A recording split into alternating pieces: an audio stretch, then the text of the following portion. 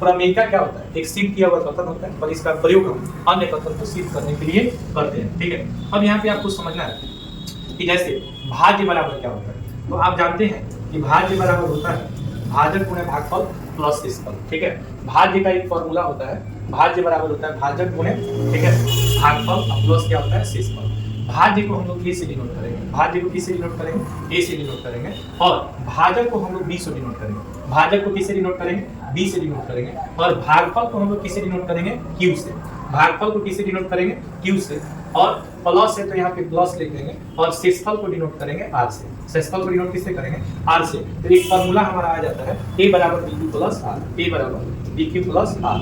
इस algorithm Euclid ने दिया था, इसलिए इस एल्गोरिथम को हम यूक्लिड विभाजन एल्गोरिथम के नाम से जानते हैं। एल्गोरिथम को हिंदी में कलन विधि कहा जाता है, और यूक्लिड नामक एक विद्वान ने एक क्या दिया था, एक प्रमेय दिया था यूक्लिड विभाजन एल्गोरिथम, जिसमें उन्होंने बताया था कि ए बराबर बी क्यू प्लस आर होता है। ठीक है, एल्गोरिथम क्या होता है, तो सुपरिभाषित चरणों की एक ऐसी श्रृंखला होती है जो एक विशेष प्रकार की समस्या को हल करने की एक प्रक्रिया या विधि प्रदान करती है। इसमें क्या करते हैं कि स्टेप वाइज स्टेप हम क्या करते हैं कि संख्या को हम लोग निकालते हैं, और अंततः जो संख्या जो b से जो b होता है, a बराबर बी क्यू प्लस आर में जो b होता है वही HCF का मान होता है, और HCF ज्ञात करने के लिए, HCF को परिकलित करने के लिए, ठीक है, यूक्लिड ने, किसने, यूक्लिड जो कि एक मैथमेटिशियन है, ठीक है, यूक्लिड ने एक एल्गोरिथम दिया था, और इस एल्गोरिथम को यूक्लिड विभाजन एल्गोरिथम के नाम से जाना जाता है। यूक्लिड विभाजन एल्गोरिथम दो धनात्मक पूर्णांकों का HCF, ये बोर्ड में क्वेश्चन पूछता है कि यूक्लिड विभाजन एल्गोरिथम क्या है, तो आप बताएंगे कि यूक्लिड विभाजन एल्गोरिथम में जो है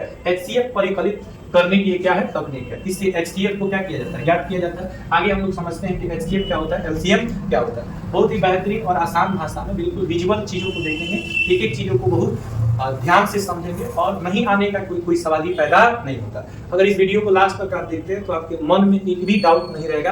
अगर आपके मन में एक भी डाउट रहेगा तो आज से कभी आप मेरा वीडियो मत देखिएगा, आप हमको बिल्कुल बाइकआउट कर दीजिएगा। लेकिन आप अंत तक बने रहेंगे तो मैं दावे के साथ कह सकता हूं कि आपका एक भी ऐसा कॉन्सेप्ट नहीं होगा जो क्लियर नहीं होगा, और क्वेश्चन आपसे जल्दी से जल्दी नहीं बनेगा। समझ, तो HCF ज्ञात करने का यह क्या होता है, एक तकनीक होता है। ठीक है, HCF वह सबसे बड़ा पूर्णांक b होता है जो a और b को दोनों को पूर्णतः क्या करता है, विभाजित करता है। तो यूक्लिड विभाजन एल्गोरिथम को कलन विधि कहते हैं, और यह यूक्लिड विभाजन प्रमेय पर क्या है, आधारित है। तो यूक्लिड विभाजन एल्गोरिथम किस पे आधारित है, यूक्लिड विभाजन प्रमेय पे क्या है, आधारित है। अब यहाँ पे समझिएगा, एक आपको क्वेश्चन पूछता है कि अंकगणित की आधारभूत प्रमेय किसे कहते हैं।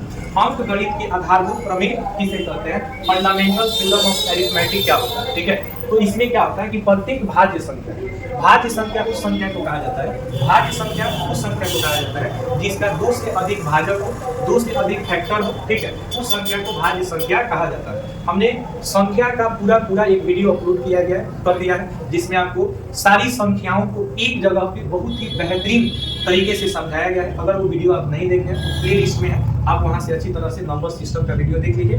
भाज्य संख्या उस संख्या को कहते हैं जो संख्या, ठीक है, जो सेल्फ से भी डिवाइड हो, 1 से भी डिवाइड हो, अदर नंबर से भी डिवाइड हो, उसको हम लोग भाज्य संख्या कहते हैं। जिसका 1 से 2 से अधिक क्या हो, भाजक हो, 2 से अधिक भाजक होगा तो उसको भाज्य संख्या कहते हैं। 38 और 25 आपका 3 से भी कटेगा, 5 से भी कटेगा, 17 से भी कटेगा। जिसका 2 से अधिक भाजक है, इसलिए 38-25 को हम लोग क्या कहेंगे, भाज्य संख्या कहेंगे। और इसको अभाज्य संख्या के गुणनफल के रूप में व्यक्त किया जा सकता है। और 3 आपका अभाज्य संख्या है, क्योंकि ये या तो 1 से कटेगा या तो 3 से कटेगा। 5 भी आपका एक अभाज्य संख्या, या तो 1 से कटेगा या तो 5 से कटेगा।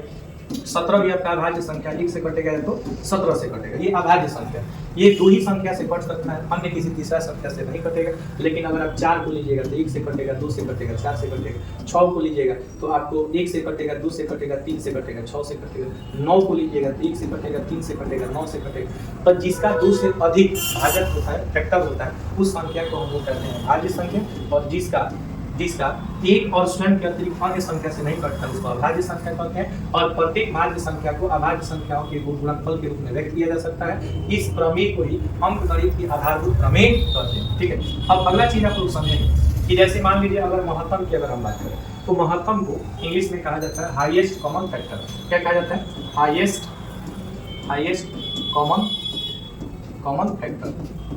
हाईएस्ट कॉमन फैक्टर को शॉर्ट में हम लोग HCF कहते हैं। क्या कहते हैं दोस्तों, HCF कहते हैं, इंग्लिश में कहते हैं महत्तम समापवर्तक। शॉर्ट में महत्तम समापवर्तक को मौसा के नाम से जाना जाता है, लघुत्तम समापवर्तक को लसा के नाम से जाना जाता है। अगर दो धनात्मक पूर्णांक दिया, धनात्मक पूर्णांक होने का मतलब जो प्लस में दिया, जैसे 510 आपका प्लस में है कि माइनस में, चाहे प्लस 510 लिखिए या डायरेक्ट 510 लिखिए, तो दो धनात्मक पूर्णांक, एक मान लीजिए 510 है, क्या है 92, चाहे आप प्लस 92 लिखिए या चाहे 92 लिखिए, इस दोनों का अर्थ देखिए।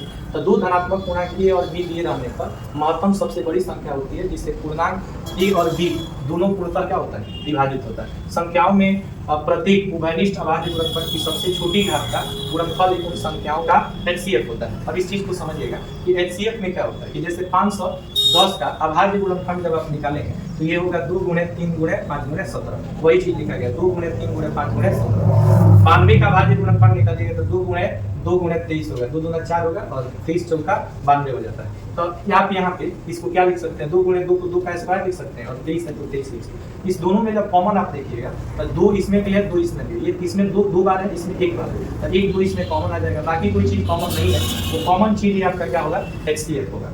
कॉमन जो होगा दोनों में जो कॉमन संख्या होगा जिससे दोनों संख्या विभाजित होगा उसी को हम लोग HCF कहते हैं। इसका मतलब क्या कि जैसे दो ऐसी संख्या है जिससे 92 भी कट जाएगा, जिससे 92 भी कट जाएगा, जिससे 2 चौका कितना हो जाएगा 8 हो जाएगा, 1 हो जाएगा, ये 2 हो जाएगा, 2 छक 12, 46 बार में ये भी कट जाएगा। आप अगर 510 को लीजिएगा तो ये भी 200 510 कट जाएगा, कितना बार में, तो 2 दूना 4 होता है, 1 होगा, यहाँ पे 2 संख्या तारे तो 0 हो जाएगा, यहाँ पे कितना हो जाएगा 2 पचे कितना हो जाएगा 2 पचे 10 हो जाएगा, ठीक है 1 हो जाएगा, और यहाँ पे 2 पचे 10 हो जाएगा, यहाँ पे 1 हटाएंगे 0 हो जाएगा और 2 पचे 10 हो जाएगा, कट जाएगा। तो 255 बार में कट गया आपका क्या 210, 255 बार में कट गया। तो दो ऐसी संख्या है जिससे 510 भी कट जाएगा, 92 भी कट जाएगा, वह संख्या जिससे दोनों संख्या विभाजित होती है, ठीक है। पहला है कि महत्तम दो धनात्मक पूर्णांक ए और बी महत्तम समापवर्तक HCF वह महत्तम अर्थात सबसे बड़ी संख्या पूर्णांक होता है जो ए और बी को दोनों को पूर्णतः क्या कर देता है, काट देता है। इसमें जो उभयनिष्ठ होगा वही HCF का मान होता है, उभयनिष्ठ ही HCF का क्या होता है, मान होता है। अब हम लोग समझेंगे अगला चीज क्या होता है कि लघुत्तम क्या होता है, LCM क्या होता है, ठीक है। तो दोस्तों LCM को बोलते हैं लोवेस्ट कॉमन मल्टीपल, क्या बोलते हैं, लोवेस्ट कॉमन मल्टीपल बोलते हैं। मल्टीपल करिए या मल्टीप्लिकेशन करिए, मल्टीपल करिए या मल्टीप्लिकेशन करिए, इसको शॉर्ट में म और स कहते हैं, महत्तम समापवर्तक कहेंगे, सॉरी इसको लघुत्तम समापवर्तक कहते हैं, लसा कहते हैं, ठीक है। लसा का मतलब होता है लघुत्तम समापवर्तक का, मौसा का रहता है महत्तम समापवर्तक। दो धनात्मक पूर्णांक ए और बी लघुत्तम समापवर्तक वह सबसे छोटी धनात्मक पूर्णांक संख्याओं को कहते हैं जो ए और बी दोनों को पूर्णतः विभाजित हो सके, ठीक है। प्रत्येक अभाज्य सबसे बड़ी घात का गुणनफल, ठीक है, उन संख्याओं का क्या होता है, LCM होता है। इस चीज को समझिएगा कि जैसे 510 हो गया और 92 हो गया, इसका सबसे पहले अभाज्य गुणनफल निकालेंगे। अभाज्य गुणनफल निकालने के बाद सबसे पहले क्या करेंगे, तो इसमें जो कॉमन होगा उसको 1 बार लिखेंगे, कॉमन होगा तो कितने बार लिखेंगे, 1 बार। जैसे यहाँ पे 92, अब 92 को हम लोग क्या लिख सकते हैं दोस्तों, 2 गुणे 23 लिखेंगे। अब यहाँ पे देखिए 2 इसमें भी है 2 इसमें भी है, तो आप इसको 1 बार लिख लीजिए, 2 को 1 बार लिख लीजिए, ठीक है। अब यहाँ पे समझिएगा, यहाँ पे क्या है 3 है तो इसको 3 लिख लीजिए, 5 है तो 5 लिख लीजिए, और यहाँ पे देखिए 17 है तो 17 लिख लीजिए। अब यहाँ पे देखिए 1 2 इसमें कॉमन था, ठीक है, बाकी कॉमन चीजों को हम बाकी संख्याओं को हम लोग लिख लेंगे। यहाँ पे आप देखिएगा, यहाँ पे आपको क्या बचा, 2 बचा और 23 बचा, तो यहाँ पे हम लोग पुनः 2 लिख देंगे और कितना लिख देंगे, 23 लिख देंगे। अब आप देख रहे हैं कि यहाँ पे 2 कितना बार है, 2 बार, इसलिए यहाँ पे 2 का क्या लिखा गया, स्क्वायर लिखा गया। तो 2 का स्क्वायर हो जाएगा प्लस गुणे कितना हो जाएगा, 3 हो जाएगा, गुणे कितना हो जाएगा, 5 हो जाएगा, गुणे कितना हो जाएगा, 17 हो जाएगा, गुणे कितना हो जाएगा, 23 हो जाएगा, क्योंकि 2 को हम लोग यहाँ स्क्वायर करके लिख लीजिए। इस टोटल को जब आप गुणा कीजिएगा तो इसका मान आएगा 23,460, जो कि LCM होता है। इसका LCM होता है, ये दो संख्याओं का LCM होता है 92 और 510 को, इसको फैक्टराइजेशन मेथड कहते हैं, अभाज्य गुणनखंड विधि कहते हैं। LCM निकालने का 2 तरीका होता है, एक भाग विधि होता है, एक फैक्टराइजेशन मेथड होता है, तो इसमें फैक्टराइजेशन मेथड को फॉलो किया गया है, ठीक है। अगला यहाँ पे चीजों को समझेंगे कि इन दो धनात्मक पूर्णांकों का गुणनफल जो होता है उनके HCF और LCM के गुणनफल के बराबर होता है। अगर आप HCF और LCM निकालते हैं तो उसको आप जांच भी कर सकते हैं। तो जांच का तरीका क्या होता है दोस्तों, जांच का तरीका क्या होता है, दो संख्याओं का गुणनफल बराबर होता है HCF गुणे LCM, या आप कह सकते हैं कि पहली संख्या गुणे दूसरी संख्या, पहली संख्या गुणे दूसरी संख्या बराबर HCF गुणे क्या होता है, LCM होता है। अगर आप HCF और LCM का मान निकाले हैं तो यह सही है कि गलत है, उसको जांच करने का, ठीक है, उसको चेक करने का यह एक फॉर्मूला है। क्या है? तो a इंटू डी, माने पहली संख्या गुणे दूसरी संख्या और HCF गुणे क्या हो जाएगा? LCM हो जाएगा। जैसे मान लीजिए कि यहाँ पे आप 510 का और 92 का HCF निकाले थे कितना? 2 और LCM निकाले थे 23,460। अब दो संख्याओं का गुणनफल मतलब कि जैसे 510 और 92, तो 510 और 92 का जब आप क्या निकालिएगा, जब गुणनफल निकालिएगा तो ये 0 हो जाएगा। 2 से 0 में गुणा कीजिएगा 0 हो जाएगा, 2 एकम 2 होता है और 2 बचे कितना हो जाएगा? 10 हो जाएगा। 9 से 0 में गुणा कीजिएगा तो ये 0 हो जाएगा, 9 एकम 9 हो जाता है और 9 बचे कितना हो जाएगा? 45 हो जाएगा। ये 0 हो जाएगा, ये 2 हो जाएगा, ये 9 हो जाएगा, 5 एक 6 हो जाएगा और 46,920। तो इसका मान कितना है? 46,920। अब यहाँ पे HCF गुणे LCM जब कीजिएगा तो ये भी आपका आ जाएगा, 2 से 0 में गुणा कीजिएगा 0 और 2 छक 12 के 2 हो जाएगा और 2 चौक 8 एक 9 हो जाएगा और 2 तिहाई 6 हो जाएगा और 2 गुना 4 हो जाएगा, ये भी इतना आ जाएगा। और दो संख्याओं का गुणनफल बराबर होता है HCF गुणे LCM। आप कोई भी अगर दो संख्या का LCM और HCF निकाले हैं तो इस संख्या इस फॉर्मूला के द्वारा आप जांच कर सकते हैं कि जो आप मान निकाले हैं वो सही है कि गलत है। अब यहाँ पे आप समझिएगा, एक प्रमेय आता है 1.3 कहता है कि t मान लीजिए एक अभाज्य संख्या है। अभाज्य संख्या में क्या हो गया? 5 एक क्या है? अभाज्य संख्या। अब t अगर a स्क्वायर मतलब क्या? जैसे मान लीजिए कि अगर t 25 को क्या करता है? काट देता है और 5 से कटाइएगा तो 25 5 का बच जाएगा, ठीक है। अब 5 का स्क्वायर कितना होता है? 25 होता है। तो कह रहा है कि t जो है अगर a स्क्वायर को काटता है, p a स्क्वायर को काटेगा यानी 5 के स्क्वायर को काटेगा यानी 25 को काटेगा, तो p जो है वो a को भी काटेगा। अगर p a को काटेगा तो p a स्क्वायर को भी काटेगा। इसका मतलब क्या है कि जैसे मान लीजिए कि 5 से अगर 5 जो है विभाजित होता है, ठीक है, तो आप याद रखिएगा कि 5 का स्क्वायर माने 25 भी, ठीक है, इससे क्या होगा? विभाजित होगा, ठीक है। 25 भी 5 से क्या हो जाएगा? विभाजित हो जाएगा। उसी तरह दूसरा संख्या ले लीजिए कि जैसे मान लीजिए ये कोई संख्या है आपका 7, ठीक है। अब p जो है अगर ये 7 को विभाजित करता है यानी 7 से कट जाता है एक बार में, तो a का स्क्वायर माने 7 का 49 हो जाएगा, ठीक है, 49 हो जाएगा। यानी कि 7 जो है ये 49 जो है वो 7 से भी विभाजित हो जाएगा, ठीक है। तो कितना बार में कट जाएगा? 7 7 कितना हो जाएगा? 49 हो जाएगा। तो इस तरह से याद रखिएगा, ये प्रमेय होता है कि p a स्क्वायर को काटेगा तो p a को भी विभाजित करता है, ठीक है। अगला क्या कह रहा है? प्रमेय कह रहा है 1.5 क्या कर रहा है, ठीक है। x कोई ऐसी परिमेय संख्या हो जिसका दशमलव का स्थान शांत हो, ठीक है, तब x को p by q के रूप में व्यक्त किया जा सकता है, जहाँ p और q सअभाज्य संख्या है। q का अभाज्य गुणनफल 2n 5n के रूप का। इसका मतलब क्या है? इसका मतलब है कि जैसे मान लीजिए कि अगर आप कोई ऐसी संख्या लेते हैं, जैसे मान लीजिए यहाँ पे कोई संख्या ले रहा है 2/8, 2 बटा क्या लेते हैं? 8 लेते हैं। तो 2/8 में आप जैसे अगर हर को देखिएगा तो हर यहाँ पे कितना है? 8 है।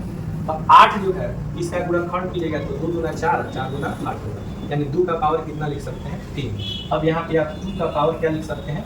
n लिख सकते हैं। तो जब कोई संख्या 2 के पावर n के रूप का होता है या 5 के पावर m के रूप का होता है, तब जब इसको हम लोग काटाते हैं तो यह पूरी से कट जाता है। इस प्रसार को, दशमलव प्रसार को हम लोग स्थान दशमलव प्रसार के नाम से जानते हैं। अगर किसी संख्या का अभाज्य गुणनखंड 2n इंटू 5m के रूप का होता है या फिर केवल 2n का रूप का होगा या केवल 5m का रूप का होगा, तो वह संख्या पूरी तरह से क्या होता है? विभाजित होता है। अब जब विभाजित होगा तो इसको हम लोग शांत दशमलव प्रसार कहते हैं, ठीक है। अब जैसे क्या कह रहा है कि q अभाज्य गुणनखंड 2n 5m का रूप का होगा तो उसका दशमलव प्रसार क्या होगा? शांत होगा। अगर इस रूप का नहीं होगा तो उसका दशमलव प्रसार क्या होगा? अशांत होगा। मान लीजिए कि कोई x बराबर p by q, जहाँ पे उसका दशमलव मतलब उसका अभाज्य गुणनफल 2n और 5m के रूप का नहीं है तो उसका दशमलव प्रसार क्या होगा? अशांत होगा। जैसे मान लीजिए 1/3 लिख रहे हैं, तो 1/3 आप बताइए क्या ये 2n और 5m के रूप का है? नहीं। तो ये कभी भी ये शांत नहीं होगा, ये जब भी होगा तो अशांत होगा। अशांत का मतलब भाग देने पर पूरा नहीं कटेगा। 3 से भाग दे दीजिए आप 1 में तो दशमलव देंगे तो 0 आ जाएगा। 3 3 का कितना हो जाएगा? 9 हो जाएगा। फिर 3 आएगा, फिर दशमलव दें, दशमलव के बाद 0 हम बैठा सकते हैं तो यहाँ पे 3 3 का 9 हो जाएगा, 1 हो जाएगा, 0। इस तरह से ये कभी कटेगा नहीं। तो इसका जो दशमलव प्रसार है उसको हम लोग कहेंगे अशांत आवर्ती। क्या कहेंगे? अशांत आवर्ती। तो ये सारी बेसिक चीजें थी, ठीक है, चैप्टर 1 का, जिसको हम लोग रियल नंबर्स के नाम से जानते हैं। पार्ट 1 में हमने जो है बहुत सारी चीज़ों को क्लियर कर दिया है और ये लास्ट पार्ट 2 था कॉन्सेप्ट का। अगले वीडियो में हम लोग क्वेश्चंस को करने वाले हैं। इन वीडियो को ध्यान से देखिए, समझिए, प्रैक्टिस कीजिए और कमेंट करके बताइए। आपको जहाँ भी डाउट होगा एक बार पुनः उन चीज़ों को क्लियर किया जाएगा। तो बने रहिए हमारे साथ। बने रहने के लिए आपका तहे दिल से शुक्रिया। अगर आपको ये वीडियो अच्छा लगा तो मेरे चैनल को सब्सक्राइब कीजिए, वीडियो को लाइक कीजिए, शेयर कीजिए और कमेंट करके बताइए कि इस तरह का वीडियो अगर आपको पसंद है तो समय समय पर मैं ये वीडियो लेकर के आप सभी के समक्ष आता रहूँगा। एक बार मेरे साथ बोलेंगे जय हिंद।